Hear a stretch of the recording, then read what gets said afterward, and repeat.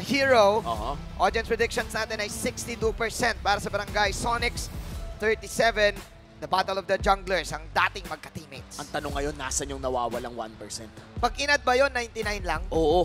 Ay, nakanino. Undecided. Undecided. Undecided. 1% ang undecided. Oo, sabi nila, parang parehas mong malakas eh. Parang kaya, Si Ryzen no? po dati galing na Omega eh. Parang kaya eh. Naninigurado lang. Dudurugin ko kayo.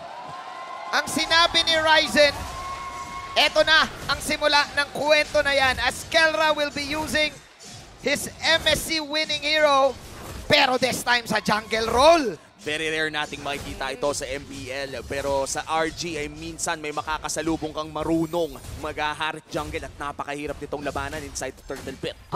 Ito yung sinasabi natin, confirmed nga na si Etomax yung may gamit ng Rafael. Actually, ginagawa din nila sa Angela with the Impure Rage.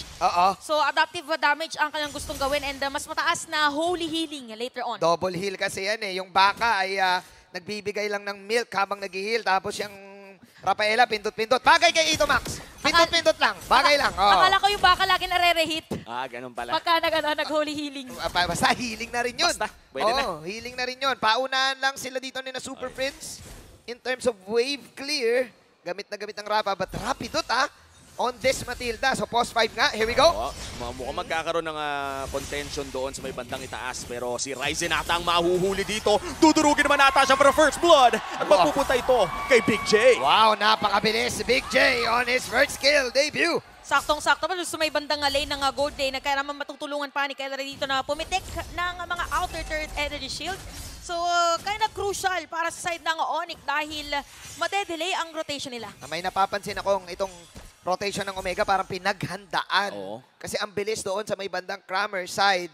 But I think Onyx was ready doon dahil din si Rapidot ay nakaabang pero yung damage output, ang bilis doon with the Zaman Force, connected lahat sa side ng Omega. Iba din kasi yung early game damage na meron ng isang Brody. Ito yung tipo na parang one item pa lang, ang sakit ng manampal.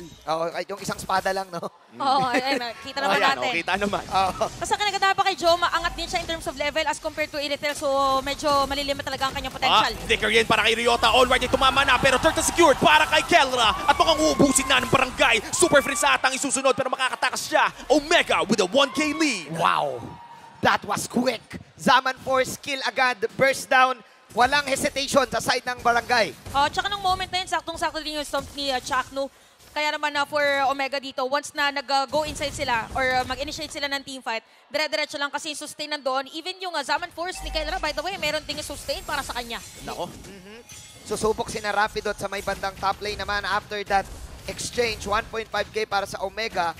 Pero matanong lang kita, Chantel, tama si Umi kanina na medyo sticky at malagkit ang koponan ng Onyx. Pag nag-Zaman Force, pwede mong ilapag doon yung mga glooms. Plus, pwede ka rin maglapag ng apoy-apoy eh. So, kakayanin ba ng Onyx itong sustain? Kasi malamang doon lang lagi lalaban ng Omega sa loob ng spate. Kapag kasama ni Kelra si Etomax tsaka si Chakno kaya, parang mag-heal lang sila. So tatlo yung pipitik na sustain sa kanya. Although depende sa magiging item ni Super Prince. Minsan kasi ibang Lily nag-enchant. Etomax! Munti ka na. Okay, kalma lang. Kalma lang. Yung mga ganun, flicker in. Sabi ni Etomax, kaya ko rin yun, Kuya Manjin yung mga flicker set Mamaya yung isigaw dito ni Yumi, sandali! Sandali. Nakita ko yun sa mga bata kahapon Oo, kita ko yung. Kala mo, pindot-pindot lang ako porque trapa lang ako Kaya din. Zaman Force meanwhile the top lane. Oh no, Nets going down. Na-corner sa barangay at Omega. They secure their third kill. Ito na yung sinasabi natin, 2-0-1 for a Harit. At deadly talagang Harit pag ilagay mo sa middle lane kasi hindi mo na kailangan isipin na kung maghahabol ka ba sa gold or not. O diba ramdam agad ang damage, impure rage pa yan. Doot sa sarap ang sakit ni Kelra ngayon at mukhang papasukin pa niya si Rapidot.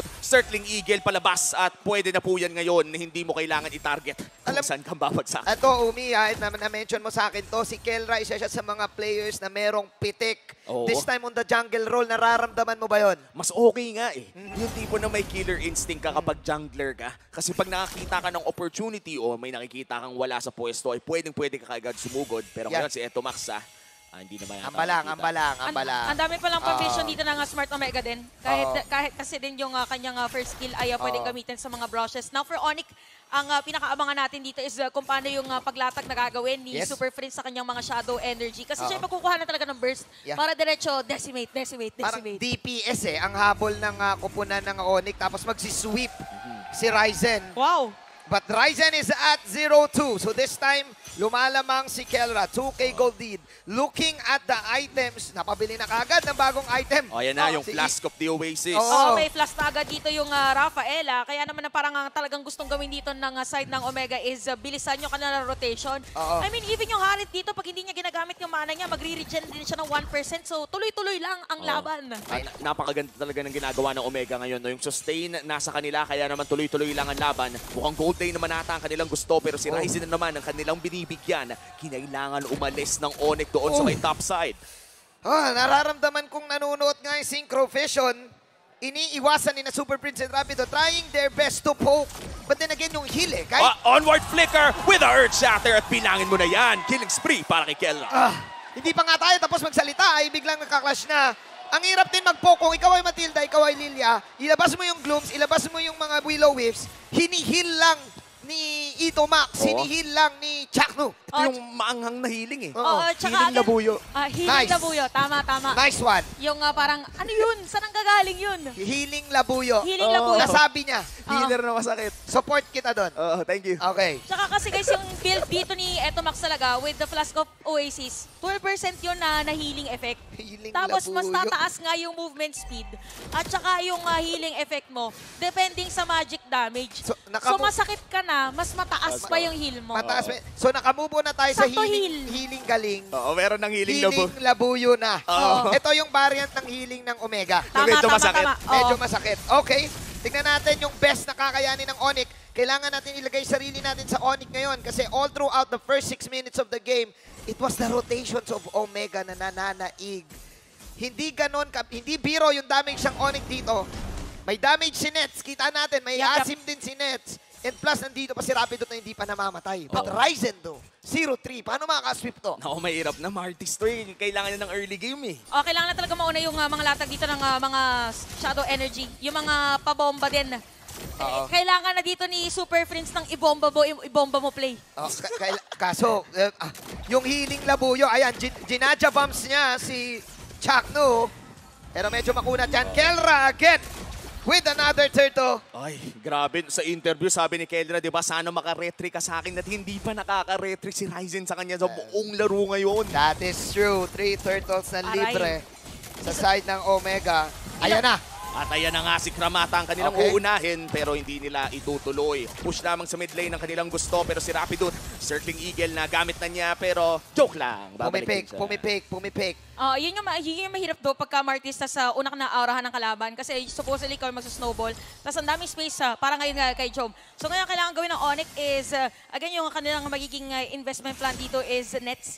So meron naman silang crowd control later on. Inaantay natin kung magbibuild ba ng Ice Queen Wand dito si Cram and even Super Prince para mapatagal lang yung team fight at makapag-free hit yung Ayan na. kalaban. Grabe Pinasok! naman, pumopronta pero Cram going in with the last insanity pero mukhang babagsak siya. Immortality is popped. Iiwan kaya siya ng kanyang kupunan at ayan na nga ata makakatakas pa with a flicker pero ang torn apart memory mula kay Joe ang tatapos sa kanya. Pasok ngayon kay Ryota. Grabe ang damage na nagagaling dito sa barangay at sinas na ata ang kanilang isusunod dahil ayan na nga.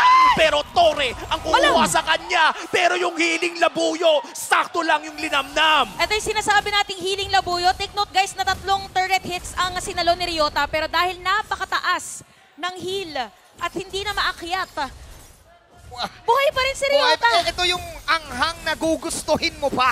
Yung Oy, nanana. teka lang, si Rapidut! Tumama ang torn apart memory. And Omega ngayon, 7,000 ang lamang. Gamit na gamit yung Zaman Force. At gamit na gamit din ang pa-first kill ni Ito Max. Tsaka- Tito Max with a healing. 6 assists this time. At saka kung titignan nyo, almost 7K yung kalamangan dito ng Omega. Parang every time na makakuha kasi sila ng kill, nakukuha pa nila lahat ng resources. Every kill, 1K gold lead ang naipipitik sa kanila. So makikita natin later on, pag nasilip natin yung items, kung anong na nga ba ang sitwasyon Yeah. ni Kuya Nets ngayon. Kasi parang sinabi natin na siya nga investment plan ay Ayan Haastos and Windtalker. Wala pa yung mga masaketsu. Pero meron na kasing Malefic Roar. Makrits na yan. Tapos may Blade of Despair pa. Si Kuya Jom. So physical attack and penetration, kompleto na. Gaano ka tindi yung critical ni Nets para tumagos dito sa healing Labuyo? Parang medyo mahirap. Kailangan niya ng katulong. Kailangan may extra proc ng mga sago-sago na binabato ni Friends. and maging yung true damage ni Cram sa laban na to. But I think Omega calculated yung pagsaman force eh. Hindi sila umaasim. Doon lang talaga sila nagsistay sa loob ng spada na yun. Oo. Parang yun yung pinaka-arena nila. Parang ready natin yung round 1 fight. Ito round 2 fight. Halata sa Omega na pre-practice nila itong lineup na ito. Here we go. Kelra kamuntikan ng mamatay pero makakasaman force palayo. May onting putok na. May onting putok na. Nararamdaman na natin na kumakapit yung mga bubbles. Kumahagod na yung putok. Kumahagod yung mga bubbles sa binabato. Parang sili ba yung binabato ni ano? Parang Hindi, ayan ang Seriota. Bumato ng dalawa pero mukhang hindi tatama ang Minoan Fury pero makakatore sila. 3-man knockup na nanggagaling to kay Chakto at sinasata ang kanilang uunahin. Makakatakas naman siya pero Lord ata ang tutunawin ng Onyx. Mid lane ang call ng Omega with a 9k gold lead. Itutuloy ba nila ang push o lilipat na sila? Mukhang lilipat muna sa may bandang itaas. Grabe, 7-0 laban natin. Almost 11-minute game time. And for Omega, alam kasi nila yung strength ng kanilang composition. Sabi natin, ikot lang na ikot. O yan, umikot na rin si Cram. Pero wala pa ring damage. At mukhang ihil lang yan lahat ni Ito Max at magsistay ang Omega ngayon. No kills pa rin sa side ng Onyx. Kailangan nila dito ng isang miracle na mga DPS. Yung burst nila dito, 10 bits, ayan na! Nako, si Ryzen pa ata ang uunahin nila. Pero makakatakas with a guiding wind. Putas na ngayon ang pase ng Onyx. At si Super Friends kinailangan mag-black shoes. Paano pa kaya ito tutuloy ng Omega? Circling Eagle. Here comes the lane place to it. At mukhang hindi tatama nga lang Ryzen. Nasa may bandang iloob. At makukuha na nga nila si Nex. Si Ryzen na ata isusunod. Si Ryota buhay pa rin! Mega kill para kay Kelra. This is the debut game ni Kelra para sa kanyang jungle role. And the OMG will go and take game number 1. This winning moment is brought to you by our official sponsor, FW.